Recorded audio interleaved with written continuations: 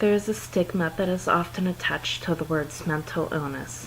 Oftentimes people don't or won't talk about their mental illness because they are afraid to be seen as weak, or they are afraid people will say they are just looking for attention, or they are afraid people will tell them it is all just in their head, or won't see them as an actual person.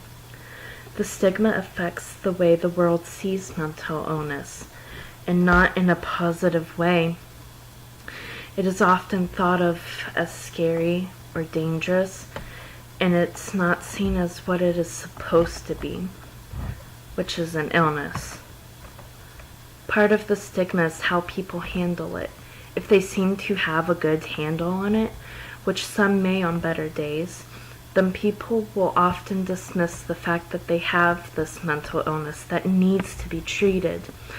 It leads to people being frustrated with the current system and possibly to them not seeking the care they may need. Some have tried hotlines, but when asked if they are in danger of hurting themselves or someone else, have said no and referred to a non-emergent resources, and ultimately they found it to be of no help. One has even said, even if she wasn't going to hurt herself or anyone else, it didn't mean her pain was any less. This goes along with the stigma in that some people, even trained professionals, don't always recognize an illness as legitimate unless it is severe enough. How do you fight a stigma like this? One way is to talk about the topic at hand. It doesn't necessarily have to be about what you go through if you have a mental illness, but mental illness in general.